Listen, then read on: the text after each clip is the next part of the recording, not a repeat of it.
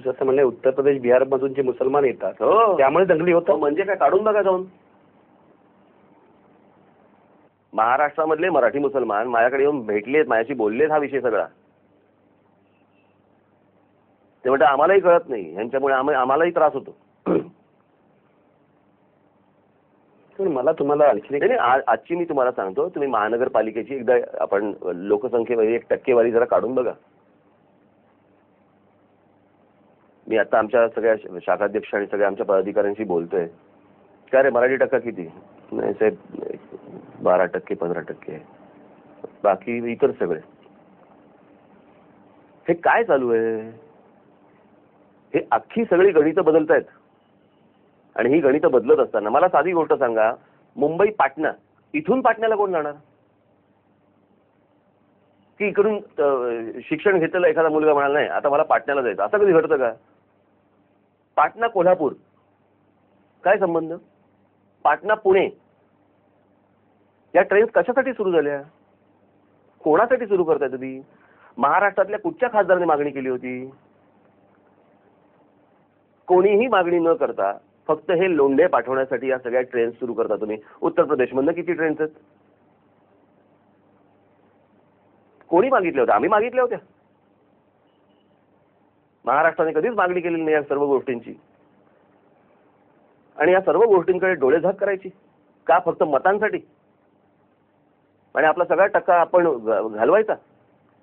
याला समोरचे मला काही संकुचित म्हणून येतं, अजून काही म्हणू, प्रश्न हा नाहीये. त्यांचं त्यांनी अस्तित्व त्यांच्या राज्यामध्ये टिकवावं. उद्या जर इथून जर एखादा मराठी माणूस जर समजा तिकडे गेला तर त्याला त्या राज्यातल्या संस्कृतीप्रमाणे राहावं लागेल आणि त्यांनी ते राहावं. आणि सुदैवाने आपली मराठी माणसं ही इतर राज्यात गेल्यावरती त्या संस्कृतीप्रमाणे राहतात.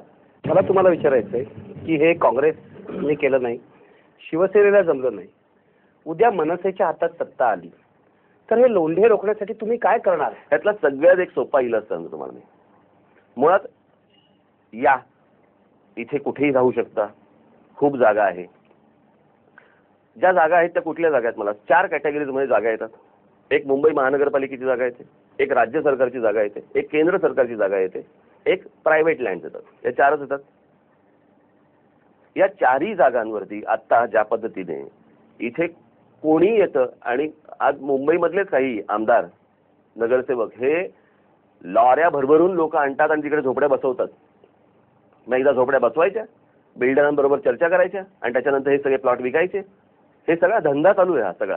आणि मग हे बाहेरून आलेल्या लोकांना इथे तुम्ही 300 स्क्वेअर फुटाची घरं देणार, कायमस्वरूपी त्यांना इथे वास्तव्य देणार, मग त्यांना रेशन कार्ड, इतर सगळ्या गोष्टी हे सगळं देत बसणार आणि त्यांना मतदार बनवणार. पण हे थांबवण्यासाठी काय केलं पाहिजे? या सगळ्या गोष्टी ज्या तुमच्या हातात लँड आहेत त्या तुम्ही सिक्युअर करू शकता. फुटपाथ तुमच्या हातात आहेत, या सगळ्या जागा ह्या तुमच्या हातात आहेत. कुंपण टाकलेल्या जागा. मला सांगा, गोदरेजची लँड इंटॅक्ट राहते, सरकारची का नाही राहतो? हजारो एकर गोदरेजची लँड आहे तिकडे विक्रोळीला, ती तशीच्या तशी आहे. तिकडे एकही झोपडी बसलेली नाही आणि गेली अनेक वर्ष.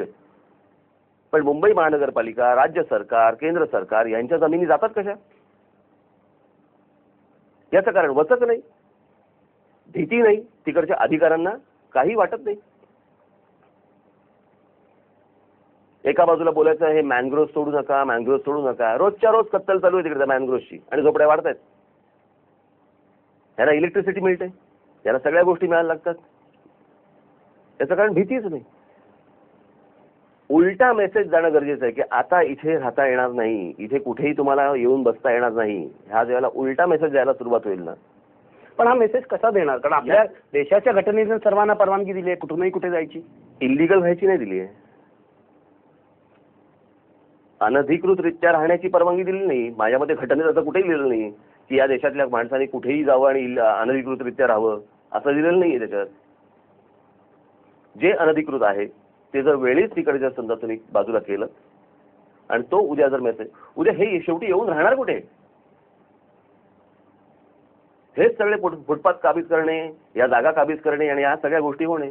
इथे जर समजा तुमची व्हिजिलन्स सिस्टीम जर करेक्ट असेल आणि ती जर होईल, ह्या गोष्टी होऊ नाही शकत. तर हे थांबू शकतं. तर हे थांबू 100% शकतं. आणि हीच गोष्ट मला अनेकदा लोक विचारतात मुंबई महानगरपालिकेच्या वगैरे की फुटपाथवरती साहेब आम्ही त्या काढतो झोपड्या, मग परत आठवड्यापर्यंत परत येतात. काय करा तिकडे? म्हटलं निवडुंगाची झाडं लावा. आता निवडुंगावरती येऊन झोपणार नाहीत ना. एक वर्षभर गेला फुटपाथ, चला नाहीतरी झोपड्याच होत्या, लावून टाका निवडुंग म्हटलं तिकडे. एकदा त्याला कळलं की बाबा इथे काय बाबा आपल्याला झोपडी बांधता येत नाही, की इकडचं लक्ष निघून जाईल. हे मी जे बोलतोय ना, हे तुम्हाला असं वाटेल हे खूप बाळबोध किंवा हे खूप सोपं आहे, पण हे होऊ शकतं, हे घडू शकतं. हे जे प्रॉब्लेम सोडवायला फार मोठ्या काहीतरी कल्पनांची गरज नाहीये. छोट्या छोट्या गोष्टी आहेत, सोप्या सोप्या गोष्टी आहेत. बिलकुल. माझ्या 3 तारखेच्या माझ्या भाषणामध्ये मी सांगितलं होतं की आपल्या सोसायटीच्या ग्राउंडवरती जर समजा इतर माणसांना जर आपण खेळून देऊ शकत नसू, तर माझ्या महाराष्ट्राच्या राज्याच्या ग्राउंडवरती मी इतरांना का खेळून देऊ? म्हणजे जर समजा आपल्या सोसायटीच्या बाहेर तुम्ही पाटी लावणार की फेरीवाल्यांना आतमध्ये येण्यास मनाई आहे, फेरीवाला भारतीय नाही का? नाही, हे सगळं बरोबर आहे आणि हे तुमचं लोकांना अपीलही होत आहे. तुमच्या सभांना लाखो लोक गर्दी करतायत. मला तुम्हाला विचारायचं आहे, आम्हाला राज ठाकरे माहिती आहे एक आधुनिक लीडर म्हणून. तुम्ही तंत्रज्ञान वापरता, तुम्ही जग फिरलाय, असं काही नाही. तुम्ही मुंबईत बसलाय, कोल्हापूरला फक्त माहिती आहे, की पुणे माहिती आहे, नागपूर माहिती आहे, तुम्ही जग फिरलाय. हा जो प्रश्न आहे तो उत्तर भारतीय विरुद्ध मराठी असा नसून हा एक ग्लोबल प्रॉब्लेम आहे. काय म्हणजे लंडनमध्ये हे होतंय, न्यूयॉर्कमध्ये होतंय, पॅरिसमध्ये होतंय, ऑस्ट्रेलियात होतंय, सर्वत्र होतंय की जिथे नोकऱ्या आहेत, जिथे चांगलं राहणीमान आहे, तिथे लोक जात आहेत. हा प्रश्न जो आहे तो मायग्रेशनचा प्रश्न आहे, स्थलांतरणाचा प्रश्न आहे. त्या पद्धतीने तुम्ही त्याच्याकडे बघता का? कसं आहे, या सगळ्या ह्याच्यामध्ये हे जे आपल्याला जे सांगितलं जातं, उद्या जर समजा आपल्या महाराष्ट्रातली मुलं मुली यांना जर समजा इथे व्यवस्थित नोकऱ्या मिळाल्या, कामधन मिळालं, याच्या उपर निर्माण होणारं जर असेल, देशातल्या माणसांनी यावं आणि ती गोष्ट करावी. परंतु इथे निर्माण होणारे जॉब्स किंवा इतर सर्व गोष्टी महाराष्ट्रातल्या माझ्या मुलांना कळत नाहीत आणि बाहेरच्यांना बरोबर कळतात आणि ते इकडे येऊन जर समजा काम करणार असेल, कसं होईल मला जरा सांगा? ये मराठी लोक को तो लेना ही नाहीये. ही कुठची भाषा? ही कोण माणसं? उपकार करतायत का? आणि एक पहिली गोष्ट आपण नीट बघितली पाहिजे की महाराष्ट्रात प्रगती होती म्हणून हे इथे आले. हे इथे आले म्हणून प्रगती नाही झाली. महाराष्ट्र हे सुरुवातीपासून एक प्रगत राज्य म्हणूनच आहे आणि जे आपल्याच लोकांनी केलेलं आहे. म्हणजे यशवंतराव चव्हाणांपासूनची आपण जर सुरुवात बघितली तर हे आपल्याच लोकांनी केलेलं आहे. हे त्याच्यामुळे इकडे येत असतील तर त्या राज्यातल्या तिथल्या पुढाऱ्यांना कोण समजवणार? त्यांना कोणी समजवायचं नाही. ते दादागिरी करत बसणार, ते केंद्र सरकारवरती संपूर्णपणे अंकुश ठेवणार आणि त्यांना हवं ती गोष्ट करून घेणार, स्वतः मोकळे, आणि आमची माणसं पोचा तुम्ही. मला तुम्हाला तुमच्यावर एक आक्षेप आहे, त्याविषयी विचारायचं आहे या प्रकरणाबाबत. हे सगळे मुद्दे तुमचे बरोबर आहेत. लोंढ्यांचा त्रास होत आहे, मुंबईची ताकद नाहीये, क्षमता नाहीये, पण सरकार काही करत नाही, विरोधी पक्ष काही करत नाही, हे पण तुमचं बरोबर आहे.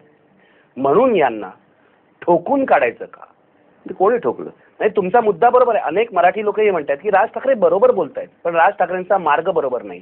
यावर तुमचं काय उत्तर? नाही, मी अगदी छोट्या उदाहरणापासून सुरुवात करतो. जर समजा तुम्हाला एखाद्या ठिकाणी जायचंय, टॅक्सी तुम्ही बघितली आणि त्या टॅक्सीवाल्याला विचारलं की इकडे इकडे जायचंय, नाही आणाय, असं उत्तर ऐकल्यावरती तुम्ही काय म्हणणार? बरोबर, नाही आणाय तर नाही आणाय, असं हा अडकन कानाखाली आवाज काढला पाहिजे, त्याच्यात काढलाच पाहिजे 100%.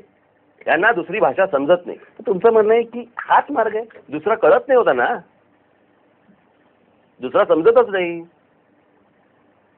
तुम्हाला टॅक्सीचं परमिट ज्याला मिळतं, तुमच्याकडे ज्यावेळेला कस्टमर गाडीमध्ये टॅक्सीमध्ये बसतो त्याला त्याने सांगितलेल्या ठिकाणी तुम्हाला सोडायला पाहिजे. हा सर्रास सगळ्या रिक्षा, टॅक्सी आणि या सगळ्या ठिकाणी येणारा जो अनुभव आहे, याच्यातनं मला तुम्ही सांगा काय करायचं? हे बरोबर. आज महिला ज्यावेळेला प्रवास, राग येणं बरोबर आहे. मला तुम्हाला विचारायचं आहे, तुम्ही एक नेते आहात, नेत्याकडून अशी अपेक्षा असते की वैयक्तिक प्रतिक्रियेच्या पलीकडे जाईल नेता, मला असं वाटतं, आणि काहीतरी लोकांना एक मार्ग दाखवेल. मला असं वाटतं असे लोक कानाखाली आवाज काढत राहिले तर काय परिस्थिती निर्माण होईल? मला असं वाटतं की आपल्याकडे महाराष्ट्रामध्ये जर समजा आपण आदर्श म्हणून बघतो त्यावेळेला छत्रपती शिवाजी महाराजांकडे बघतो, आणि ज्यावेळेला अफजल खान आला त्यावेळेला शिवाजी महाराजांनी त्याला काय गुदगुल्या करून नाही मारला. त्यांची इंटेन्शन्स काय होती ह्याचा महाराजांनी विचार केला. इथे कोणाची बरोबरी करण्याचा विषय येत नाही, परंतु जर समजा तुम्हाला कुठची भाषा समजते याच्यावरती जर समजा गोष्टी अवलंबून असतील तर तुम्ही काय कराल जरा एकदा समजून सांगा. तुम्ही आता शिवाजी महाराजांचं उदाहरण दिलं.